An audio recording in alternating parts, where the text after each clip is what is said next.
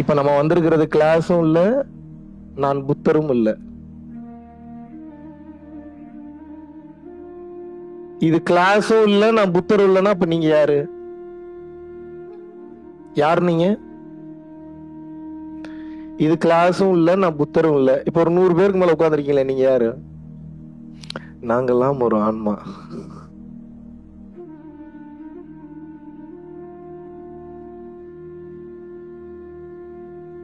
இந்த ஒரு வார்த்தை இருக்குல்ல, இந்த ஒரு வார்த்தை தெரிஞ்சிருக்கு அவங்களுக்கு, இன்னும் புரியல. புரிஞ்சிருந்ததுன்னா அந்த கிளாஸ் வந்திருக்க மாட்டாங்க அவங்க. கரெக்டா இல்லையா? இந்த கிளாஸ்ல எந்த கிளாஸுக்கும் போக மாட்டாங்க. ஏன் சொல்லுங்க? ஏன் அப்படின்னா,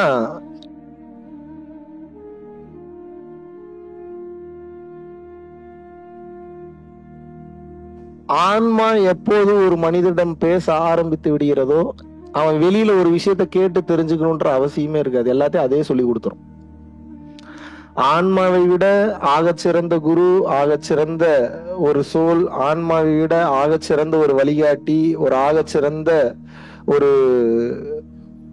ஸ்தூல குருவும் சரி, சூட்சம குருவும் சரி, உலகத்தில் எதுவுமே கிடையாது. ஏன் அப்படின்னா, இந்த ஆன்மா என்பது நீங்கள் நினைத்து கூட பார்க்க முடியாத அளவுக்கு பல சக்திகளை பெற்றதுக்கு பேர் தான் இந்த ஆன்மா. நீங்க நினைச்சிட்டு இருக்கீங்க ஆன்மானா ஏதோ பேய், ஏதோ பிசாசு அப்படின்னு நினைச்சிட்டு இருக்கீங்க. அப்படி அல்ல.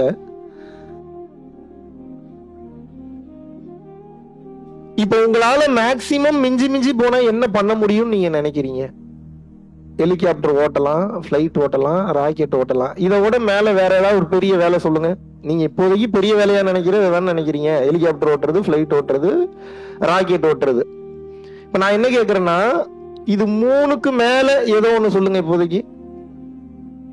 அறிவு புலமையில சொல்லக்கூடாது, கேஷுவலா பிராக்டிகலா பேசுங்க. இந்த 3 விட பெருசா ஏதாவது பேசுவீங்களா? நோ. இப்ப நான் என்ன கேக்குறேன்னா, இதுக்கு மேல ஒண்ணு பண்ண முடியும்ன்ற.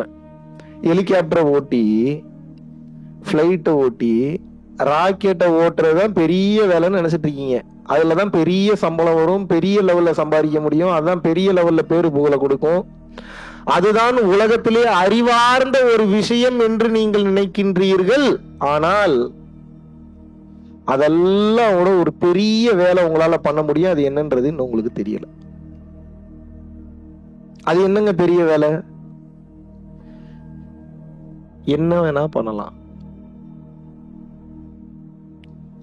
ஆனா என்ன வேணா பண்ணணும்னா, அந்த என்ன வேணா பண்றதுக்கு முன்னாடி இருக்கக்கூடிய ஒரு தகுதின்னு ஒண்ணு இருக்கு. அது வளர்த்துக்கிட்டீங்கன்னா தான்.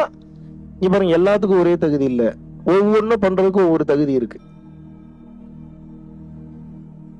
இப்போ ஒருத்தங்களை அன்பா அரவணைக்கணும் அப்படின்னா அதுக்கு உண்டான முதல் தகுதி, முதல்ல உங்களுக்கு கோபத்தை கட்டுப்படுத்த தெரியணும். இதுதான் ஃபர்ஸ்ட் குவாலிட்டி.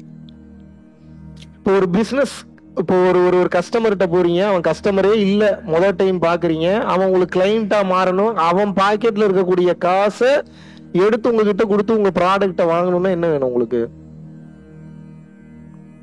பேச்சு திறமை என்பது மிகவும் அவசியம். கரெக்டா இல்லையா? Yes or no? இப்ப நான் அடுத்து என்ன கேக்குறேன்னா, உங்களுக்கு ரொம்ப பசிக்குது. பசிக்கிறதுக்கு உங்களுக்கு சாப்பிடணும். சாப்பிடணும்னா ஹோட்டலுக்கு போகணும், இல்ல வீட்டுல சமைக்கணும். 2 ஆப்ஷன் தானே. ஹோட்டலுக்கு போனாலும் யாராவது சமைக்கணும், வீட்டுல இருந்தாலும் யாராவது சமைக்கணும். Yes or no?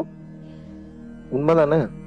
நான் உங்களுக்கு, நீங்க கதை கேட்டுக்கிட்டே வாங்க, புரியும் உங்களுக்கு, எல்லாமே புரியும். நீங்க எண்டுக்குள்ள எல்லாத்தையும் புரிஞ்சுப்பீங்க. அப்படியே ஜாலியா கதை கேட்டுட்டே வாங்க. ஏதோ வளர்றான், ஏதோ கேட்போன்னு கேட்டுக்கிட்டே வாங்க, தானா புரியும். இப்போ பசிக்குது அப்படின்னா அதுக்கு சமைச்சு நம்ம சாப்பிடணுமா சாப்பிடக்கூடாதா? அப்ப அதுக்குண்டான வேலைன்னு ஒண்ணு இருக்குல்ல. பசிக்குதுன்னா சமைக்கணும். ஒருத்தங்களை அப்ரிஷியேட் பண்ணி அரவணைச்சு கொண்டு போகணும்னா கோவத்தை கண்ட்ரோல் பண்ண தெரியணும். இந்த மாதிரி ஒவ்வொன்றுக்கும் ஒவ்வொரு குவாலிட்டிஸ் இருக்குல்ல. இந்த மாதிரி மனிதனால் செய்ய முடியாத மாபெரும் விஷயங்களை பண்றதுக்கு சில குவாலிட்டிஸ் இருக்கு. அந்த குவாலிட்டிஸை நீங்க எப்ப அட்டைன் பண்றீங்களோ, நீங்க யாருகிட்டையும் எந்த குரு கிட்டையும் போய் எனக்கு இந்த பவரை கொடு, அந்த பவரை கொடு, நீ இப்படி பாத்துக்க, நீ அப்படி பாத்துக்கன்னு கேட்க வேண்டாம். எல்லாம் தானாகவே உங்களுக்கு கொடுக்கப்படும். எப்படின்லாம் கேட்காதீங்க. இந்த பாடி, இந்த மைண்டு, இந்த சோல் அப்படிதான் டிசைன் பண்ணியிருக்காங்க. நீங்க என்ன நினைக்கிறீங்கன்னா ரிசல்ட் வேணும்னு நினைக்கிறீங்க, அதுக்குண்டான வேலை எதுவும் செய்ய மாட்டீங்க. யாருக்கு இங்க சூப்பர்மேன் மாதிரி ஆகணும்னு ஆசை இருக்கு? எல்லாருக்கும் இருக்கும். யாருக்கு இங்க ஆண்ட்மேன் மாதிரி ஆகணும்னு ஆசை இருக்கு? எல்லாருக்கும் இருக்கும். யாருக்கு இங்க தார் மாதிரி ஆகணும்னு ஆசை இருக்கு? எல்லாருக்கும் இருக்கும். இப்ப பிரச்சனை என்ன, தார் மாதிரி ஆகுறதோ, சூப்பர்மேன் மாதிரி ஆகுறதோ, ஆண்ட்மேன் மாதிரி ஆகுறதோ, ஸ்பைடர்மேன் மாதிரி ஆகுறதோ இல்ல. ஏன்னா அப்படிலாம் ஆக முடியும், முடியாதெல்லாம் கிடையாது. ஆனா பிரச்சனை என்னன்னா அதற்குண்டான முயற்சியை நீங்கள் எவ்வளவு எடுத்தீர்கள். உங்க அருள் கணக்குல ஜாஸ்தி டெபாசிட் இருக்கு, உங்க அப்பா பெரிய தர்மவான், உங்க அம்மா பெரிய அளவுல தான தர்மம் பண்றவங்க, உங்களுடைய தாத்தா பாட்டி இவங்களுடைய முன்னோர்களுக்கு வந்து பாத்தீங்கன்னா உங்க குடும்பத்து மேலேயும் உங்க மேலேயும் இருந்த அன்பின் காரணமாக சாமி வழிபாடு அதிகமா அநியாயத்துக்கு பண்ணிட்டு இருந்தாங்க. இப்படி எல்லாம் இருந்ததுன்னா உங்களுக்கு கடவுள் நம்பிக்கை இல்லைனாலும் பரவாயில்ல, ஸ்பைடர்மேனை வந்து ஒரு சிலந்தி பூச்சி தானா வந்து கடிச்சு ஸ்பைடர்மேன் ஆக்குன மாதிரி உங்களை ஏதோ ஒண்ணு வந்து கடிச்சு இல்ல அடிச்சு இல்லாட்டினா பேசி இல்ல புரிய வச்சு உங்களுக்கு புண்ணிய கணக்கு ஜாஸ்தி இருக்குன்னா நீங்க கடவுளா மாறிடுவீங்க இல்லையே. ஒண்ணு அதையா நம்மளை தேடி வர வைக்கணும், அது முடியலையா நம்மளாவது தேடி போகணும். ரெண்டும் பண்றது இல்ல, நம்மளும் தேடி போறது இல்ல, தேடி வர அதையும் கண்டுக்கிறது இல்ல. அது கடுப்பாயி பாதியில நின்றுது. ஓ, நீ கண்டுக்க மாட்டியான்னு. நீங்களும் என்ன பண்றீங்க, எனக்கு இதோட பெரிய பிஸியான வேலை இருக்குன்னு சொல்லி வேற பக்கம் பிஸியா திரும்பிடுறீங்க. எப்படி ஞானம் கிடைக்கும்? ஞானம் ஏன் கிடைக்கணும்? சோறு போட்டாங்க வளர்ந்தோம், குழி வெட்டி வச்சிருப்பாங்க போய் படுத்துக்குங்க. அப்படி அப்படி வாழ முடியுமா? முடியுமா அப்படி? இப்போ என்கிட்ட சொல்லிட்டீங்க, நான் ஒரு கிறுக்கு பையன், கேன பையன், ஏன் நாம் பிறந்தோம் அப்படின்னு அறிவுபூர்வமா கேள்வி கேட்டா ஆக சிறந்த ஒரு பதில் வருது, ஏன்னா பெத்தாங்க பிறந்தோம். இப்ப நான் என்ன கேட்கறேன்னா, கடவுள் இதே கேள்வியை கேட்டா உங்களால அந்த பதில் சொல்ல முடியுமா?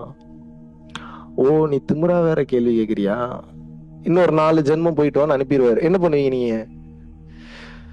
நாம் இங்கே பிறந்ததற்குண்டான மாபெரும் நோக்கம் என்ற ஒன்று உண்டு.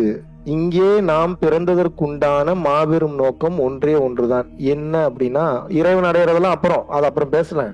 முதல்ல இறைவன் அடையிறதுன்னா என்னன்னே தெரியல, அப்புறம் எங்க போய் இறைவனை போய் அடைவீங்க? இறைவனை அடையிறதுக்கு தான் பிறந்திருக்கோம். பட் நீங்க நினைக்கிற மாதிரி இறைவன் முன்னாடி நின்று இருப்பாரு, படார்னு போய் கட்டி பிடிச்சி அடைஞ்சிடலாம் நினைக்காதீங்க, இல்ல படார்னு போய் காலில் விழுந்து அடைஞ்சிடலாம் நினைக்காதீங்க. இதை இறைவனுடைய நாமத்தை சொல்லிக் கொண்டே இருப்பதன் காரணமாக மட்டும் இறைவனை அடைந்து நிச்சயமாக இறைவனின் திருப்பாதங்களை சென்று சேர முடியும் என்ற எண்ணத்தை மட்டும் வைக்கவே வைக்காதீர்கள். நீங்க ஒரு கம்பெனி நடத்துறீங்க, அந்த கம்பெனிக்கு ஒரு முக்கியமான பொசிஷனுக்கு ஆள் எடுக்கிறீங்க. குடிகாரனா மொல்ல மாதிரியா முடிச்ச வைக்கியா பார்த்து எடுப்பீங்களா, ஒழுக்கமானவனா அன்பானவனா பண்பானவனா பார்த்து எடுப்பீங்களா? நீங்க பார் நடத்துறீங்கன்னா கதை வேற. நான் பார் நடத்துறதுக்கே ஓரளவு குவாலிட்டி வேணும் தானுங்க. எப்படிங்க நீங்க ஏத்துப்பீங்களா? குடிகாரனா, கொள்ளைக்காரனா, கொள்ளை அடிக்கிறவன், திருடுறவன், இவனை ஏத்துப்பீங்களா நீங்க? அகங்காரத்துல திமிரா இருக்கிறவன் இத்தனை தப்பு பண்ணல, ஒரே தப்பு தான் பண்றான், நீங்க சொல்றத கேட்கவே மாட்டான், நான் தான் பெரிய ஆளுன்ற மாதிரியே பில்டப் பண்ணுவான். ஏத்துப்பீங்களா நீங்க? ஏங்க, மத்த தப்பு எல்லாம் பண்ணல, ஒரு சின்ன தப்பு தானுங்க. என்னது? ஒரு சின்ன தப்புங்க. இந்த அது சின்ன தப்பே இல்ல, அது ரொம்ப பெரிய தப்பு. அது உங்களுக்கு எல்லாம் இப்ப தப்பு எப்படி ஆகி போச்சுன்னா, 1000 பேர் சேர்ந்து ஒரு ஒரு சின்ன மேட்டர் பெருசா பேசினா ஐயோ ஏதோ பெரிய தப்பு போலன்னு கன்ஃபார்ம் பண்ணிடுறீங்க. ஒரு 2 பேர் மட்டும் மாபெரும் தப்பை பத்தி பேசாம அவனுங்களுக்குள்ளேயே பேசிட்டு ஏதோ சின்ன தப்பு போலன்னு நினைச்சுக்கிறீங்க. 1000 பேர் உறக்க ஒன்றாக சேர்ந்து சொன்னாலும் ஒரு பொய் உண்மையாகாது. ஒரே ஒரு நபர் உண்மையை உறக்க சொன்னாலும் சரி, அது பொய்யாகாது. ஏன்? பொய் தான், மெய் தான்.